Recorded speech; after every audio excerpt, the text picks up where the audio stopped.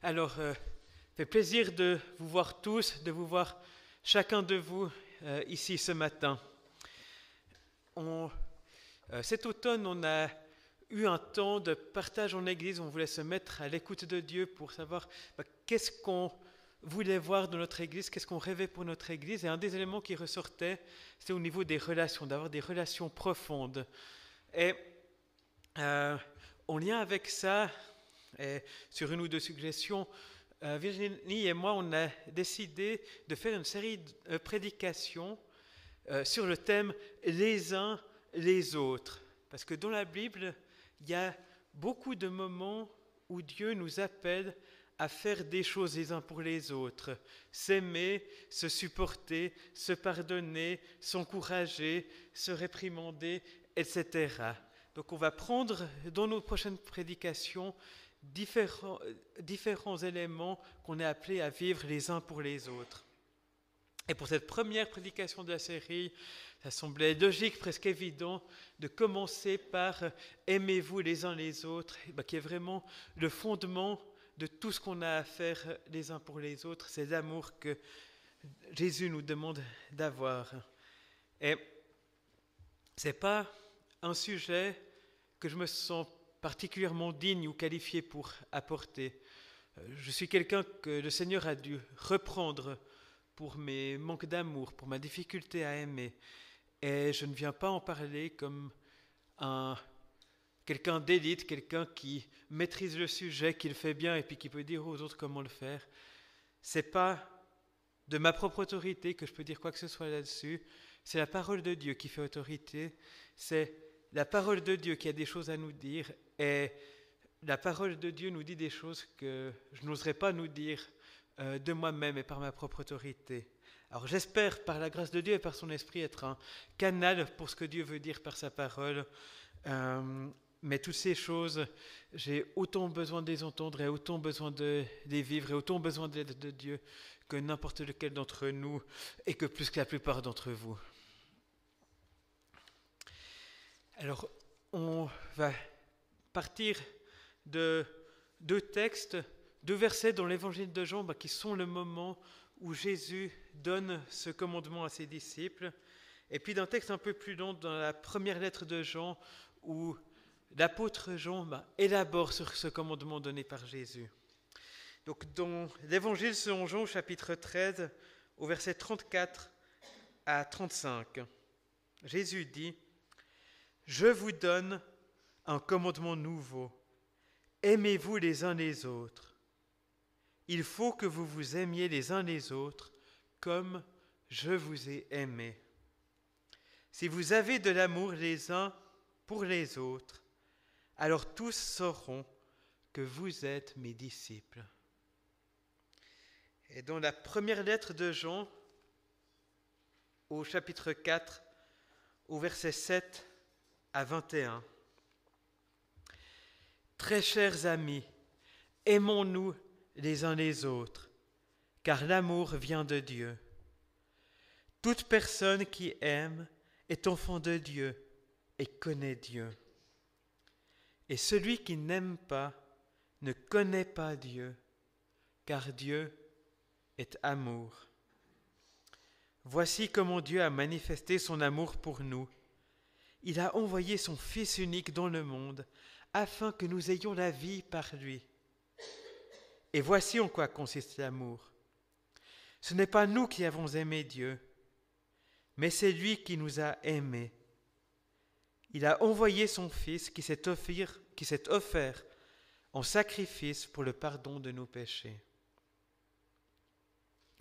Très chers amis, si c'est ainsi que Dieu nous a aimés, nous devons nous aussi nous aimer les uns les autres. Personne n'a jamais vu Dieu. Or, si nous nous aimons les uns les autres, Dieu demeure en nous et son amour se manifeste parfaitement en nous. Voici comment nous savons que nous demeurons en Dieu et qu'il demeure en nous. Il nous a donné son esprit. Et nous avons vu et nous témoignons que le Père a envoyé son Fils pour être le sauveur du monde. Si une personne reconnaît que Jésus est le Fils de Dieu, Dieu demeure en elle et elle demeure en Dieu. Et nous savons et nous croyons que Dieu nous aime. Dieu est amour. Celui qui demeure dans l'amour demeure en Dieu, et Dieu demeure en lui. Ce que vise l'amour parfait pour nous, c'est que nous soyons pleins d'assurance au jour du jugement. Nous le serons parce que notre vie dans ce monde est semblable à celle de Jésus-Christ. Il n'y a pas de crainte dans l'amour. L'amour parfait exclut la crainte. On craint quand on attend une punition, et donc celui qui craint n'aime pas de façon parfaite. Quant à nous, nous aimons parce que Dieu nous a aimés le premier. Si quelqu'un dit « j'aime Dieu » et qu'il a de la haine envers son frère ou sa sœur, c'est un menteur. En effet, s'il n'aime pas son frère ou sa sœur qu'il voit, il ne peut pas aimer Dieu qu'il ne voit pas. Voici donc le commandement qu'il nous a donné. Celui qui aime Dieu doit aussi aimer son frère ou sa sœur.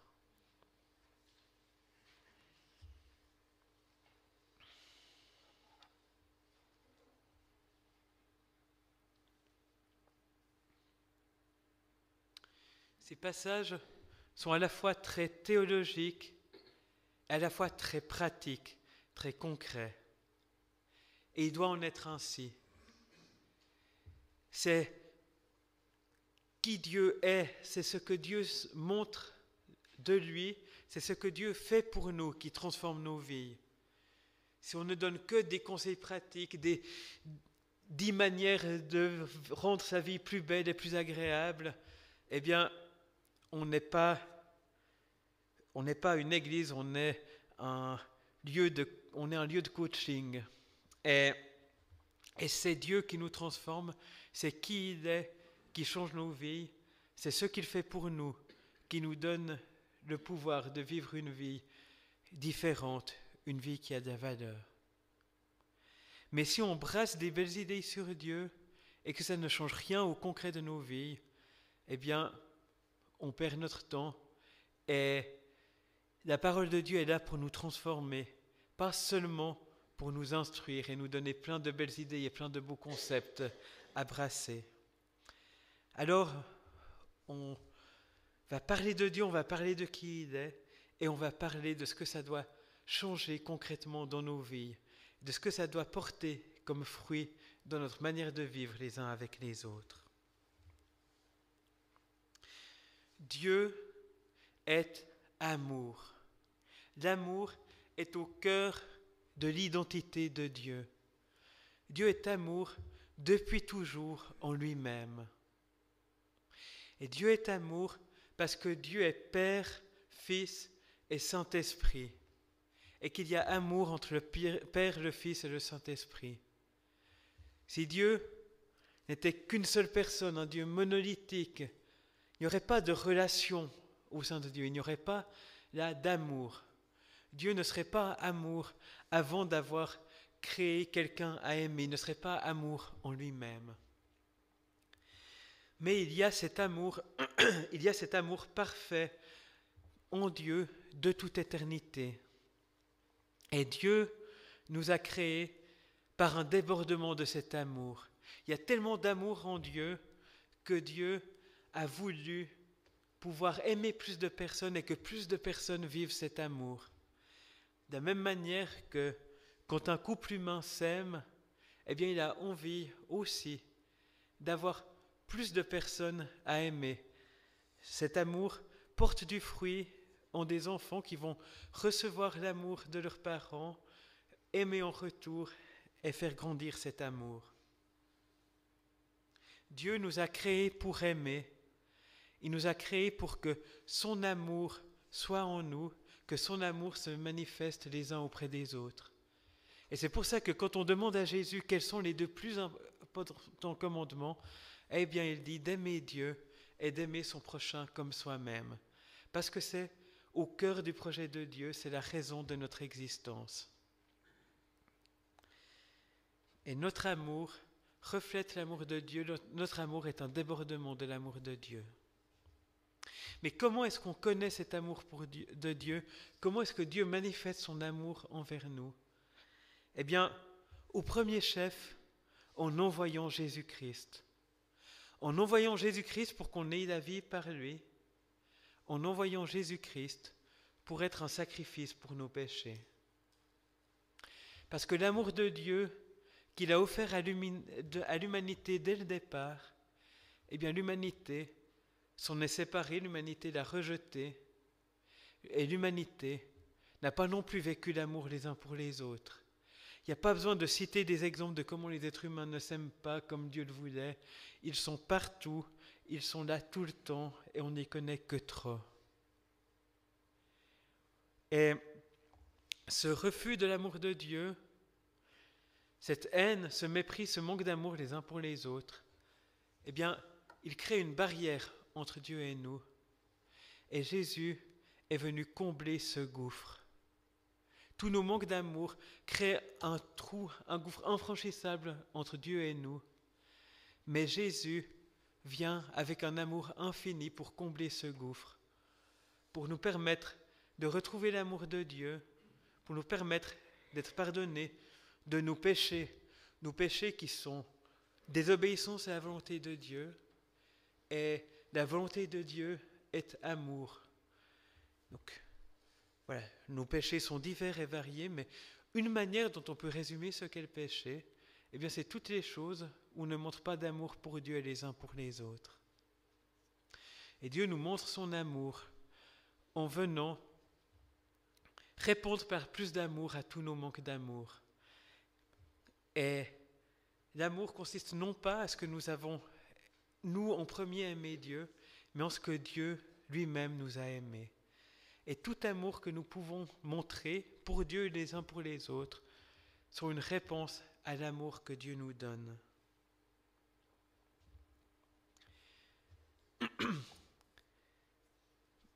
Mais Jésus nous donne aussi le commandement de nous aimer les uns les autres.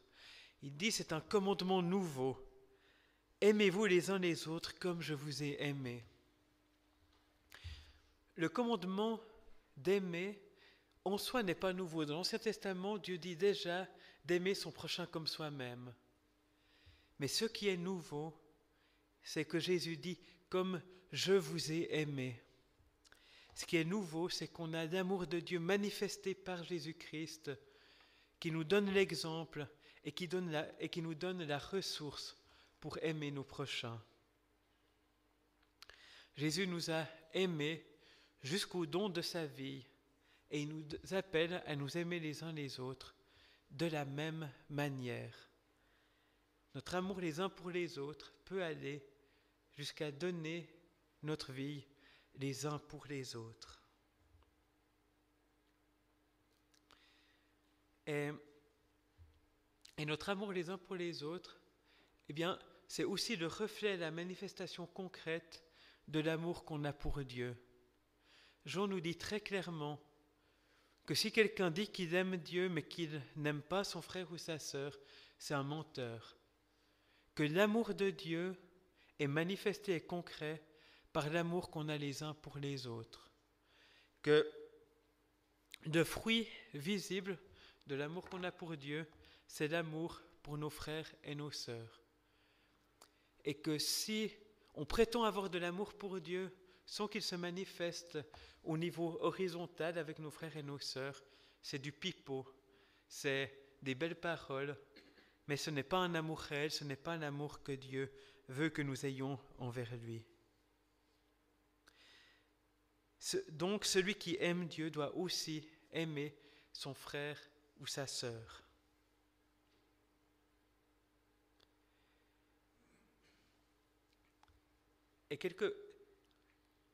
Mais après, si nous sommes appelés à nous aimer les uns les autres et qu'on voit qu'on ne fait pas autant que ce qu'on devrait, autant que Jésus nous y appelle, est-ce qu'on va prendre notre courage à deux mains et faire des immenses efforts pour aimer nos frères et nos sœurs, faire ça à la force du poignet en quelque sorte.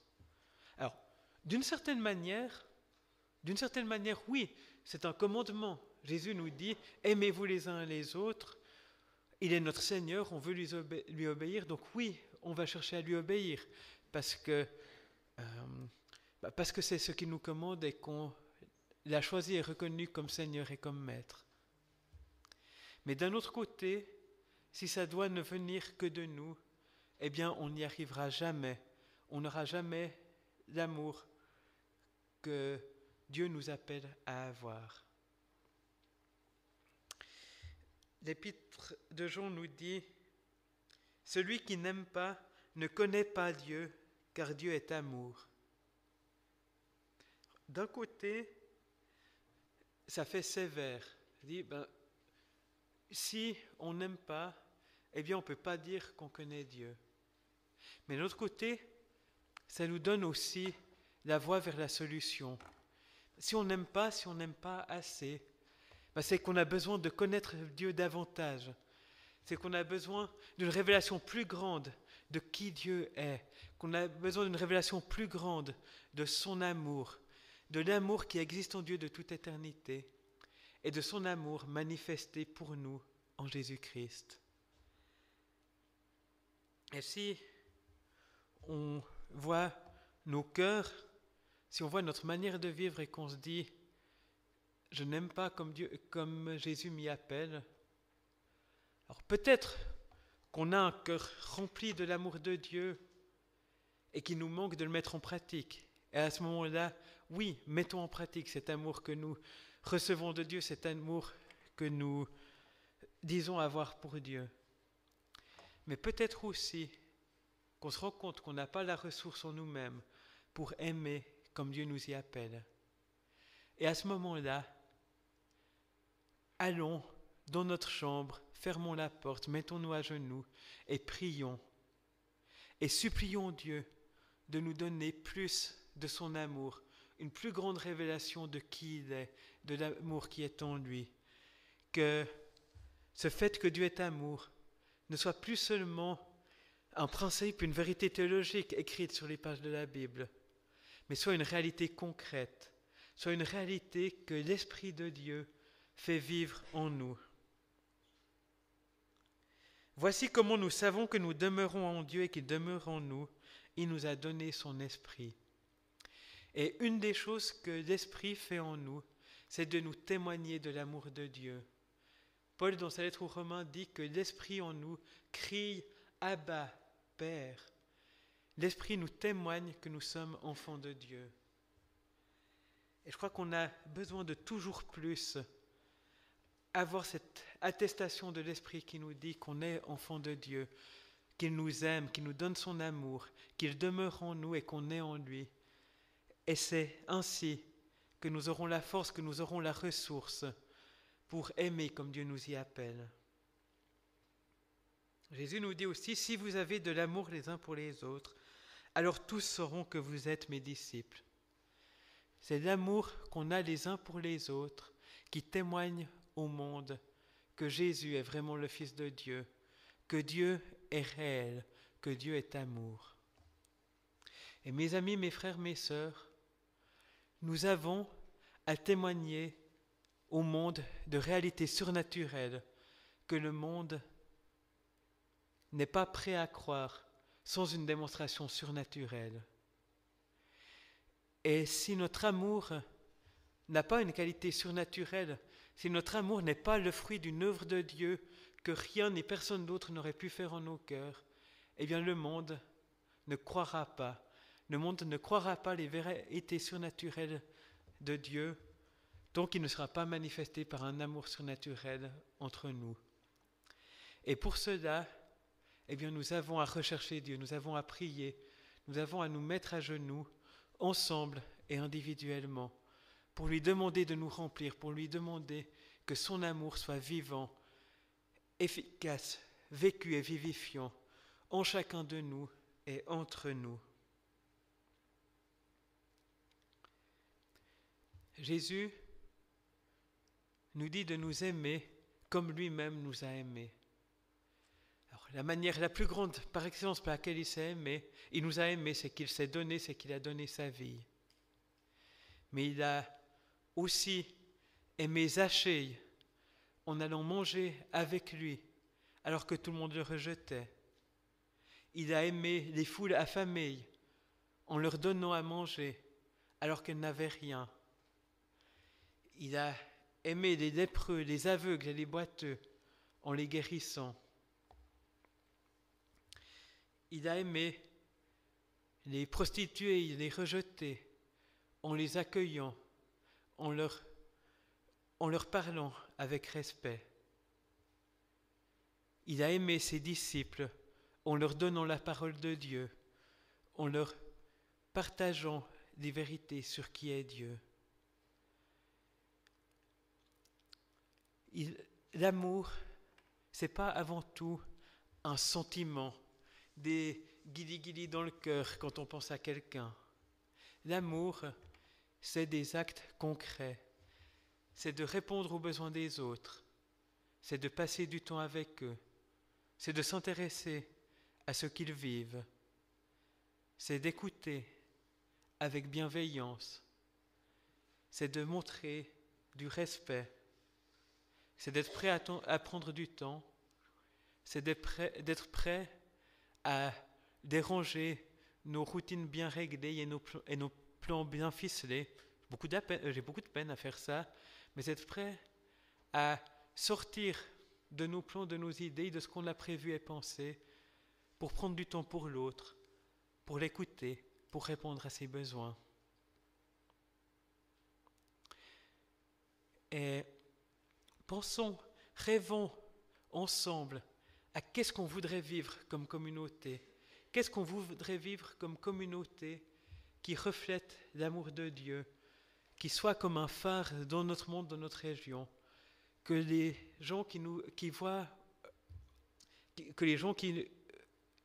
vivre disent « Mais regardez comme ils s'aiment, regardez, voilà, là il y a quelque chose à l'œuvre, il se passe quelque chose de pas normal, il se passe quelque chose qu'on veut aller voir, il se passe quelque chose qu'on veut vivre. »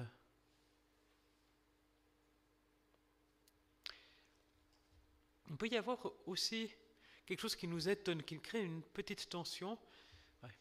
J'ai parlé du commandement de l'Ancien Testament, aime ton prochain comme toi-même, qui ne s'imite pas à ceux qui partagent la même foi. Et puis, quand Jésus dit aimez-vous les uns les autres, il parle à ses disciples, à la communauté qu'il a rassemblée autour de lui. Et quand l'apôtre Jean parle des frères et sœurs, il parle de ceux qui partagent la même foi. Alors, est-ce qu'on est appelé à l'amour pour tout le monde? Est-ce qu'on est appelé à l'amour pour ceux qui partagent la même foi? Je crois qu'en fait, déjà même le commandement de l'amour du prochain, c'est pas tout le monde dans l'abstrait. Le prochain, c'est celui qui est proche de nous, c'est celui finalement qu'on a la possibilité d'aimer dans le concret. Et je crois qu'en fait, l'amour fonctionne par cercles concentriques et qu'il faut commencer dans les cercles les plus petits, les plus proches. Dans sa famille, ensuite ses amis proches, ensuite le lieu où on vit, les collègues de travail, la commune, et puis petit à petit peut-être le pays, peut-être le monde entier. Et de la même manière, on commence par ceux qui partagent la même foi, on se sent sur une même tonalité, où notre amour est alimenté par le partage de l'amour pour Dieu et de convictions partagées. Et puis après, ça s'élargit à d'autres chrétiens qui ont les mêmes convictions fondamentales, mais qui les expriment, les vivent un petit peu de manière un peu différente et qui ont d'autres points où on est plus en discorde. Et puis, notre amour s'étend aussi à tous indépendamment de leurs convictions. Mais parce que quelque part, c'est un petit peu trop facile de dire « j'aime tout le monde » dans l'abstrait, ou de dire « j'aime très fort les inconvertis de Papouasie-Nouvelle-Guinée, et puis je vais donner quelques sous pour leur bien. Si on dit ça, mais qu'on n'aime pas notre voisin de palier et qu'on n'aime pas celui qu'on voit chaque dimanche à l'église, eh bien, notre amour n'est pas très efficace dans le concret. Dans Tactique du diable, C.S. Lewis imagine un démon qui donne des conseils à un jeune tentateur de comment tenter un être humain et comment l'amener à avoir une vie qui quelque part ne sert à rien. Et il dit que tout être humain va avoir une certaine quantité d'amour et de haine dans son cœur, que le but du démon va être que l'amour soit dirigé à un objet le plus lointain et le plus abstrait possible, et que la haine se dirige vers celui qui est le plus proche, dont il peut le plus pourrir la vie. Et du coup, eh bien, je crois qu'on est appelé à, en premier lieu, travailler sur l'amour dans les cercles les plus proches, là où on a le plus de contact, parce que c'est là que ça va le plus changer la vie des gens et le plus être visible et manifeste. Et si on vit bien cet amour dans ces cercles-là, eh bien, il va grandir et pouvoir déborder de plus en plus loin. Allez, je vais citer le chat de Philippe Geluck qui dit la différence entre l'amour et l'argent, c'est que plus on partage son argent, plus il diminue, mais plus on partage son amour, plus il augmente. Et je crois que c'est une réalité, c'est que plus on partage et on vit notre amour, plus on aura d'amour à partager pour amener cet amour plus loin dans notre monde, pour que beaucoup soient touchés par l'amour de Dieu et rejoints.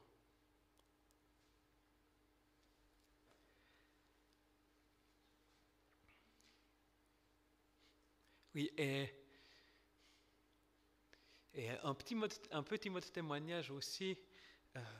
J'ai fait mes études de théologie à Aix-en-Provence et on vivait ensemble en foyer dans une grande colocation à une vingtaine de personnes. Et puis, j'ai constaté en passant 3 ans là-bas que c'est facile de dire qu'on aime des gens qu'on rencontre dans un groupe de jeunes pour 1h30 à 3h le vendredi soir, une fois par semaine. On fait des activités sympas ensemble. Mais que ça prend une tournure beaucoup plus concrète quand on vit 24 heures sur 24 dans les mêmes lieux, qu'on partage une même cuisine, qu'il y en a qui ne font pas très bien leur vaisselle, qu'il y a des choses sales qui traînent, qu'il y a des gens qui discutent trop tard le soir alors qu'on voudrait dormir, etc. Que l'amour prend une dimension beaucoup plus concrète quand on se retrouve et qu'on vit des choses ensemble. Et puis d'une certaine manière, l'église locale, c'est un laboratoire de l'amour de Dieu, parce que c'est là qu'on a des gens qui partagent les mêmes convictions et qui sont proches géographiquement, qu'on rencontre dans le concret de nos vies. Donc, ce n'est pas le seul lieu, il y a nos familles qui sont un cercle encore plus étroit, mais c'est quand même un lieu où on est en particulier appelé à vivre cet amour, à apprendre à le vivre pour le développer de plus en plus, pour toucher après d'autres plus loin dans nos autres cercles autour de nous. Alors rêvons ensemble à ce que notre communauté peut être, à ce qu'elle est appelée à être pour grandir dans l'amour et pour toucher d'autres autour de nous. Et commençons à le vivre. Demandons-nous, voilà ce que je rêve, quel est le prochain pas qui dépend de moi pour vivre cela? Est-ce que c'est d'inviter quelqu'un? Est-ce que c'est de prendre des nouvelles de telle personne? Est-ce que c'est de prier davantage? Est-ce que c'est d'aller discuter avec la personne que je ne connais pas encore beaucoup ou celle qui est nouvelle? Est-ce que c'est d'aller régler un vrai différend avec quelqu'un? Demandons-nous chacun, quel est le prochain pas? Quelle est la prochaine chose que je peux faire pour manifester de l'amour, pour grandir, pour enlever des obstacles? Et puis, comme je l'ai dit, je crois que ça vient de Dieu, que ça vient de ce qu'on vit aussi avec Dieu. Et justement, il ne faut certainement pas opposer les uns l'un et l'autre. C'est ce qu'on vit avec Dieu qui nous motive et qui nous donne la ressource pour nous aimer les uns les autres. Mais si ce qu'on vit avec Dieu ne produit pas du fruit dans nos relations, eh bien, c'est vain, c'est artificiel et c'est creux. Et je voudrais dire encore, je crois qu'on vit déjà de belles choses dans notre communauté. C'est beaucoup d'entre vous qui prennent de la peine les uns pour les autres, qui prient, qui prennent des nouvelles, qui viennent en aide. Donc, comment dire ?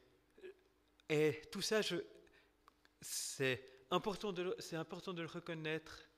Et il ne s'agit certainement pas de le mépriser et de le déshonorer. Mais d'une certaine manière, le monde a besoin de voir l'amour de Dieu et il a besoin d'en voir plus.